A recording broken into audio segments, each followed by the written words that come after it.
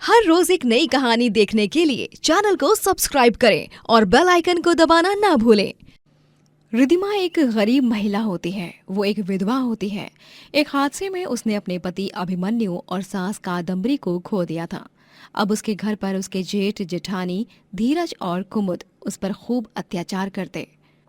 ओ महारानी, चल खाना छोड़ और मेरी मालिश करने चल, वरना बहुत बुरा होगा। लेकिन जीजी, मैंने तो अभी खाना शुरू भी नहीं किया। मुझे बहुत जोरों की भूख लगी है। मुझे खाना खाने दे दीजिए ना जीजी।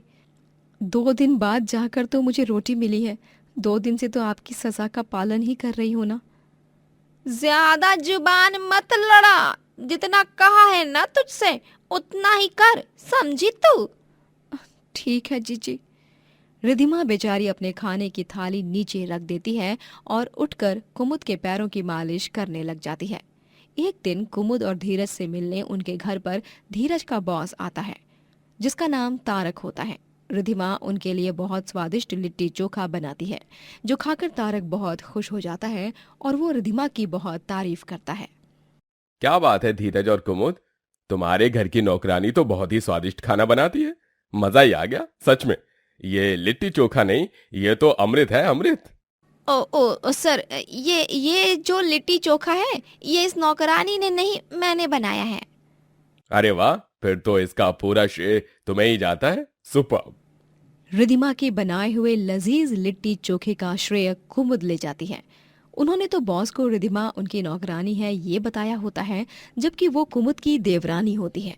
दिन बीतते जाते हैं और कुमुद बेचारी रिधिमा से बहुत काम करवाती है, लेकिन खाना नहीं देती, जिससे दुखी और परेशान आकर एक दिन रिधिमा उनका घर छोड़कर चली जाती है। अब वो दूसरे लोगों के घर पर काम करने लगती है। वो पैसे कमाकर एक किराए के मकान में रहने लगती है। एक दिन उसके घर पर उसकी पड़ोसन बीना आकर उसके बनाए हुए लिट्टी चोखा को चखती है और कहती है, ओए होए होए होए होए, वाह वाह रिधिमा बहन, तुम्हारे हाथ के लिट्टी चोखे का तो सच में कोई जवाब नहीं। धन्यवाद बीना बहन जी। रिधिमा बहन, मैं तो कहती हूँ कि तुम अपना एक ठेला लगा लो। यूं घर के काम करने से अच्छा तो यही है कि तुम चौक पर ठेला लगाओ और लिट्टी चोखा बेचकर ढेरों पैसे कमाओ। हाँ, लेकिन मेरे हाथ के लिट्टी चोखा को लोग पसंद तो करेंगे ना? मेरा मतलब। ओफो, तुम भी ना बहुत सोचती हो। तुम हिम्मत रखो और फिर देखना सभी को तुम्हारे हाथ का बना लिट्टी चोखा कितना पसंद आता है। रिधिमा पड़ोसन की बात मानती है और वो गांव के बाजार में जाकर एक ठेला खरीदती है और कुछ बर्तन भी खरीदती है। वो अगली सुबह से चौक पर लिट्टी चोखा बेचने लगती है। लिट्टी चोखा ले लो, लिट्टी चोखा, स्वादिष्ट स्वादिष्ट लिट्टी चोखा ले लो, ले लो, लिट्टी चोखा ले लो। एक बार तो खा के देखना ही होगा। ऐसा लिट्टी चोखा पहले कभी नहीं खाया होगा। तभी ठेले के पहले दिन ही रिधिमा के ठेले पर ग्राहकों की लंबी लंबी कतार लग जाती है और सभी को उसके हाथ का लिट्टी चोखा बहुत पसंद आता है। अरे गजब, एकदम मजेदार बना है ये लिट्टी चोखा। ऊपर से सरसों की चटनी के साथ तो इसे खाने में और भी ज्यादा मजा आ रहा है। हाँ हाँ, मेरी नानी मासी इस तरह का लिट्टी चोखा बनाया करती थी। आज इस लिट्टी चोखा को खाकर उनकी याद आ गई। इस लिट्टी को हम घी में डुबा डुबा कर मजे से खाते थे। नानी माँ घर में ही घी बनाया करती थी। रिधिमा का लिट्टी चोखा ठेला बहुत अच्छे से चलने लगता है। लोग उसके ठेले पर लिट्टी चोखा खाने के लिए टोकन्स लेकर खड़े रहते। रिधिमा लिट्टी चोखा वाली पूरे गांव में मशहूर हो जाती है। जब ये सब कुमुद और धीरज को पता चलता है, तब उन दोनों को बहुत जलन महसूस होती है। बहुत तरक्की कर रही है ना ये बिल्लो रानी, इसे तो मजा चखाना ही होगा। हाँ कुमुद, कुछ ऐसा सोचो जिससे उस बेवकूफ रिधिमा का लिट्टी चोखा ठेला ही उसे ले डूबे। क्रूर कुमुद और धीरज बेचारे रिधिमा के लिट्टी चोखा की सामग्री में हानिकारक पाउडर की मिलावट करते हैं और चुपके से वहां से भाग जाते हैं। जब ग्राहक उस लिट्टी चोखा को खाते हैं, तभी वो सब बीमार होने लगते हैं। सभी गांववासी आकर रिधिमा के ठेले को तोड़ने लगते हैं। ये आप सब क्या कर रहे हैं? मेरा ठेला मत तोड़िए, भगवान के लिए ऐसा मत कीजिए, मैं आपसे विनती करती हूँ। अरे बेशरम औरत, तेरे हाथ का बना लिट्टी चोखा खाकर मेरे बेटे की तबीयत इतनी खराब हुई है कि मैं क्या बताऊं। तेरा मकसद ही था कि तू सभी गांव वालों की जान लेगी, इसीलिए तूने अपने लिट्टी चोखा में मिलावट की। मिलावट? ये आप लोग क्या कह रहे हैं? मैंने कोई मिलावट नहीं की। उल्टा मैं तो सभी की सेहत को ध्यान में रखते हुए लिट्टी चोखा बनाती हूँ, साफ और शुद्ध तरीके से। हर चोर अपनी चोरी पकड़ी जाने पर अचानक से एक्टर बनी जाता है। चल चल, ज्यादा एक्टिंग मत कर अभी और इस गांव से निकल जा। अगर तू इस गांव में दोबारा दिखाई दी तो तेरे वो हाल करेंगे जो तूने अपने सपने में भी कभी नहीं सोचे होंगे। सभी गांव वाले मिलकर रिधिमा को वहां से निकाल देते हैं। बेचारी रिधिमा को ना चाहते हुए भी अपना सामान लेकर उस गांव को छोड़कर जाना पड़ता है। ये सब देखकर धीरज और कुमुद को बहुत खुशी होने लगती है। वो दोनों तो उस रात अपने घर पर बाहर का खाना मंगवा कर पार्टी करते हैं। वहीं बेचारी रिधिमा भटकते भटकते दूसरे गांव के जंगल में पहुंच जाती है और थक जाने के बाद वो वहीं पर रुक जाती है। लगता है मेरा यहीं पर रहना सही रहेगा। हे ईश्वर, आप तो जानते ही हो कि मैं बेकसूर हूँ। मैंने कोई गुनाह नहीं किया, तो ये किस बात की सजा मिल रही है मुझे? ऐसा भी क्या गलत किया है मैंने किसी का, जो हर दुख दर्द मेरे दामन में ही आता है? रिधिमा बहुत दुखी थी। वो जंगल में ही रहती और वहीं पर एक पेड़ पर घर बनाती है और तभी उसे ख्याल आता है कि वो अब उसी पेड़ पर बने घर में रहकर वहां अपना ढाबा खोलेगी। बस बहुत हो गया। मैं अब अपना गुजारा करने के लिए अपना लिट्टी चोखा ढाबा खोलूंगी। इसी ट्री हाउस में मैं लिट्टी चोखा भी बेचूंगी और तो और यहीं पर रहूंगी भी। रिधिमा उसी ट्री हाउस पर और भी कई सारे घर बना लेती है जिनमें वो अपने ग्राहकों को लिट्टी चोखा परोसती है। इस तरह ग्राहक रिधिमा के लिट्टी चोखा ट्री हाउस ढाबे में आकर बड़ी ही खुशी से उसके हाथ का बना लिट्टी चोखा खाते हैं। ये सारे ग्राहक दूसरे गांव के होते हैं, इसीलिए वो सब इस बात से अनजान थे कि रिधिमा को उसके गांव से निकाल दिया गया है। ये लीजिए आपका 2 प्लेट लिट्टी चोखा ठंडी ठंडी दही के साथ। लोग उस जंगल में कैंपिंग करने और पिकनिक मनाते हैं।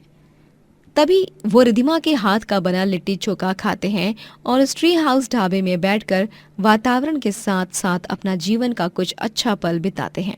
एक दिन रिधिमा की पड़ोसन बीना उसके घर का सारा सामान इकट्ठा करके उसके जेठ जेठानी धीरज और कुमुद के पास जाती है और उन्हें वो सामान लौटा देती है।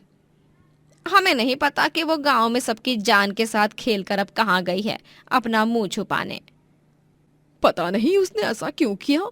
खैर, ये उसके घर के कुछ सामान पड़े थे, ये आप रख लीजिए। ठीक है, मैं चलती हूँ। जैसे ही बीना वहां से जाती है, धीरज और कुमुद आपस में बात करते हैं। सच में बहुत बुरी तरह फंसाया है हमने उसे। किसी को पता भी नहीं कि मिलावट उसने नहीं बल्कि हमने की थी, जिसकी सजा बेचारी अब खुद भुगत रही है। बीना ये देखकर हैरान रह जाती है और वो तुरंत जाकर पुलिस स्टेशन में कुमुद और धीरज की कंप्लेन करती है, जिसके बाद पुलिस उन्हें मार मार कर उनसे उनका गुनाह कबूल करवा ही लेती है। बीना के इस कदम के कारण रिधिमा की खोई हुई इज्जत उसे फिर से मिल जाती है और सभी गांव वाले उससे माफी मांगते हैं। धन्यवाद बीना बहन, अगर आज आप नहीं होती तो न जाने ये सब कुछ हो भी पाता या नहीं, मुझे अपनी खोई हुई इज्जत वापस मिल भी पाती या नहीं। आपका सच में लाख लाख धन्यवाद। जीजी और भाई साहब ने जो मेरे साथ किया वो बहुत गलत किया। छोड़ो ना उन सब बातों को, अब तुम एक नई शुरुआत करो रिधिमा और फिर से अपने लिट्टी चोखा को बेचना शुरू कर दो। हाँ बहन जी। रिधिमा फिर से अपना लिट्टी चोखा ठेला शुरू करती है और ढेर सारे पैसे कमाती है और पैसे कमाकर आगे जाकर वो एक बड़ा ढाबा खोलती है। लिट्टी चोखा बेचकर वो खूब तरक्की करती है और बहुत नाम भी कमाती है। क्या? ये तुमने बिल्कुल भी सही नहीं किया कंचन। मैंने तुमसे बेशुमार प्यार किया, जिसके बदले तुमने मुझे क्या दिया? धोखा। ओ प्लीज, अब ना ये सारा ड्रामा करने की कोई जरूरत नहीं है। अब तुम सड़क पर आ गए हो तो अब ये तुम्हारा बंगला नहीं, मेरा बंगला है। तो अपना बोरिया बिस्तर उठाओ और यहाँ से दफा हो जाओ, अभी के अभी। दीपक एक अमीर आदमी होता है। उसे कंचन नामक एक खूबसूरत मॉडर्न लड़की से प्यार होता है। दोनों की शादी भी हो जाती है, लेकिन शादी के कुछ दिन बाद नशे की हालत में कंचन दीपक से प्रॉपर्टी के कागजों पर दस्तखत करवाती है, जिससे अब दीपक की सारी जायदाद सब कुछ कंचन का हो जाता है। जिसके बाद अब कंचन दीपक को उसी के आलीशान बंगले से धक्के मारकर बाहर निकालती है। आइंदा फिर कभी मुझे अपनी शक्ल मत दिखाना, क्योंकि ये अब कंचन कपूर का बंगला है और तुम्हारी यहाँ पर एंट्री बैंड है। दीपक अब यहाँ से वहाँ दर दर भटकने लगता है। वो बेचारा अनाथ था और अब उसके पास कुछ भी नहीं बचा था। सारी संपत्ति तो कंचन ने लूट ली थी। दीपक एक कंस्ट्रक्शन साइट पर मजदूरी करने लगता है। तभी मजदूरी का माल ढोते समय उसे देखकर दो आदमी बोलते हैं। अरे भाई, तुम ही हो ना वो जो पिछले साल बिजनेसमैन ऑफ द ईयर का अवार्ड जीते थे, और आज आज तुम यहाँ हम गरीबों के बीच मजदूरी कर रहे हो। अरे ऐसा भी क्या हो गया जो तुम्हारे इतने बुरे दिन आ गए? दीपक को बहुत बुरा लगता है, लेकिन वो हिम्मत नहीं हारता। वो एक किराए के मकान में रहने लगता है और वो धीरे धीरे अपने जीवन में आगे बढ़ने लगता है।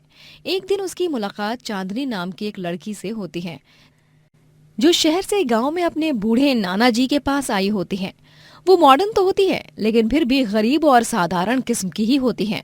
दोनों को धीरे धीरे एक दूसरे से प्यार होने लगता है और फिर दोनों शादी कर लेते हैं। दीपक और चांदनी दोनों एक नदी किनारे जाकर खाना खाते हैं। वहाँ पर दीपक ने सजावट की होती है। धीरे धीरे से मेरी जिंदगी में आना, धीरे धीरे से दिल को चुराना, तुमसे प्यार हमें है कितना जाने जाना, तुमसे मिलकर तुमको है बताना। I love you Chandni. I love you too Deepak. Chandni, मैं तुम्हें अब वो सारी खुशियां तो नहीं दे सकता, लेकिन इस सिंपल सी डिनर डेट में भी मेरा दुनिया भर का प्यार छुपा है तुम्हारे लिए। इट्स ओके दीपक, तुम्हारे साथ जो तुम्हारी पहली बीवी ने किया वो बहुत गलत किया, लेकिन अब तुम सिर्फ खुश रहो, क्योंकि तुम खुशियां डिजर्व करते हो। दीपक और चांदनी प्यार भरा समय बिताते हैं। वहीं दूसरी ओर कंचन बंगले में रहकर ऐशो आराम की जिंदगी बिता रही होती है। एक दिन कंस्ट्रक्शन साइट पर काम करते समय दीपक के पैर पर कई सारी ईंट एक साथ गिर जाती हैं, जिस कारण उसके पैरों से बहुत खून बहने लगता है। सभी लोग उसके पास इकट्ठा हो जाते हैं और उसे तुरंत अस्पताल ले जाया जाता है। उसका पैर बुरी तरह से फ्रैक्चर हो जाता है और अब वो घर पर ही आराम करने लगता है। चिंता मत करो दीपक, सब कुछ ठीक हो जाएगा। कैसे चांदनी, कैसे ठीक हो जाएगा सब कुछ? अब मैं घर पर ही हूं, ऐसे घर कैसे चलेगा? उसकी चिंता तुम मत करो दीपक, मैंने तय कर लिया है, मैं रोटी दाल और सब्जी बेचकर पैसे कमाऊंगी। शहरी हूँ, लेकिन अब शहर का टेस्ट गांव में लाऊंगी, अपना ठेला लगाकर। नहीं चांदनी, प्लीज ऐसा मत करो। नाना जी क्या कहेंगे, क्या सोचेंगे मेरे बारे में?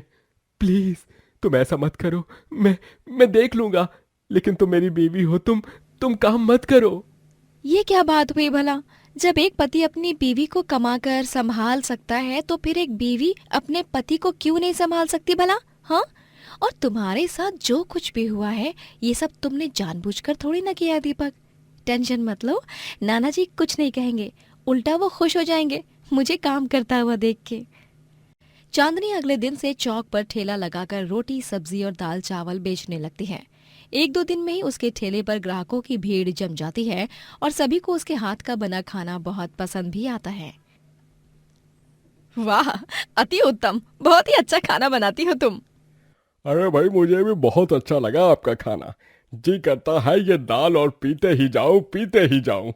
सच में ये घी वाली दाल बहुत स्वादिष्ट है। वाह, और ये जीरा राइस भी। धन्यवाद बहन जी, धन्यवाद भाई साहब। चांदनी के ठेले पर अब दिन ब दिन ग्राहकों का आना जाना बढ़ जाता है, जिस कारण लोग पूरे रास्ते को ब्लॉक कर देते हैं। एक दिन सरपंच के आदमी आकर चांदनी से कहते हैं, ओ मैडम जी, तुम्हारे ठेले के कारण पूरी चौक भर जाती है। या तो अपने ठेले को 2 दिन में यहाँ से हटाओ, या फिर एक ढाबा बना लो जिसमें तुम्हारे सारे ग्राहक चैन से बैठकर खाना खा सकें। यूं रास्ते पर खड़े होकर रास्ता ना ब्लॉक करें। माफ कीजिएगा भाई साहब, मैं इस बात को ध्यान में रखूंगी। 2 दिनों के बाद से आपको शिकायत का मौका नहीं मिलेगा। ठीक है। चांदनी अब चिंता में पड़ जाती है। वो ये बात अपने नाना जी और दीपक को भी बताती है। तभी मुझे माफ कर दो चांदनी, मेरे इस फ्रैक्चर्ड पैर की वजह से तुम्हें ये सब झेलना पड़ रहा है, वरना तुम्हें इतना काम करने की कोई नौबत ही नहीं आती। फिर वही बात, दीपक तुम क्यों बार बार खुद को कोस रहे हो? इट्स ओके, प्लीज खुद को कोसना बंद करो। तुम ये सब जानबूझकर नहीं कर रहे हो। अरे चांदनी बिटिया, मेरे पास एक सुझाव है। अब हमारे पास कोई मकान तो है नहीं जिसमें हम ढाबा खोल सके। हाँ, तुम मेरे दोस्त जयंती लाल की खेत के बांस की लकड़ियों को तोड़कर एक बांस का ढाबा बना लो। बांस का ढाबा? ये कैसे मुमकिन है नाना जी? अरे मुमकिन है बेटा। कुछ दिन पहले ही मैं एक अखबार में देख रहा था, किसी गांव में एक परिवार ने बांस का घर बनाया था। हाँ नाना जी, मैं जानती हूँ, ये एक बहुत ही बढ़िया सुझाव है। बांस के ढाबे से ढाबे में शुद्ध हवा और ठंडक बनी रहेगी और वो दिखने में भी बहुत सुंदर लगेगा। चांदनी जयंतीलाल के खेत से बांस की लकड़ियां तोड़कर लाती है और वो और 2 मिस्त्रियों की मदद से एक बांस का ढाबा तैयार करते हैं और उस ढाबे में सभी ग्राहक बैठकर सुकून से खाना खाते हैं। पूरे गांव में चांदनी का बांस का ढाबा एक आकर्षण बन जाता है। वहां दूसरी ओर बंगले में चोरी होती है और कंचन का दीपक से लूटा हुआ सारा धन भी चोरी हो जाता है। वो बुरी तरह कंगाल हो जाती है। जब उसे अपनी सौतन के बांस के ढाबे के बारे में पता चलता है, तभी वो गुस्से से आग बबूला हो जाती है। अच्छा, तो उस दीपक ने दूसरी शादी कर ली है और तो और उसकी बीवी का बांस का ढाबा पूरे गांव में फेमस भी हो गया है। लेकिन मेरे होते हुए मैं उन्हें खुश नहीं देख सकती, मैं उन्हें बर्बाद कर दूंगी। कंचन चांदनी के ढाबे पर बॉम्ब प्लांट करने आ जाती है। तभी वो चांदनी को देखकर स्तब्ध रह जाती है और उसकी आंखें भर आती हैं। चांदनी, ये मेरी बचपन की दोस्त है। इसका मतलब इसकी शादी दीपक से हुई है। हम दोनों साथ में खेले हैं, साथ में बड़े हुए हैं। नहीं, मैं अपनी सहेली का घर नहीं तोड़ूंगी। ये गुनाह मैं नहीं करूंगी। कंचन पीछे हो जाती है। तभी उसे वहां पर भगवान जी नजर आते हैं। बुराई में कुछ भी नहीं रखा है बेटा। अगर तुम दूसरों को खुश रखोगी तभी ही खुद भी खुश रह पाओगी। इसलिए बुरा काम करना छोड़ दो, फिर देखना तुम्हारे जीवन में सिर्फ अच्छाई ही होगी। इतना कहकर भगवान जी अदृश्य हो जाते हैं। कंचन को अपनी गलती का एहसास हो जाता है। वो दीपक को उसका बंगला वापस दे देती है और शहर चली जाती है। वो वहां जाने के बाद अच्छे कर्म करती है और ईमानदारी से खुद कमाकर अपना जीवन यापन करती है। वहीं दीपक भी फिर से अपना काम शुरू करता है और थोड़े सालों बाद वो फिर एक बिजनेसमैन बन जाता है। चांदनी भी खूब तरक्की करती है और वो कई शहरों में अपने रेस्टोरेंट खोलती है। दोस्तों, अगर आपको ये कहानी पसंद आई तो लाइक करें, शेयर करें और कमेंट करके बताएं कि कहानी में आपको सबसे अच्छा क्या लगा।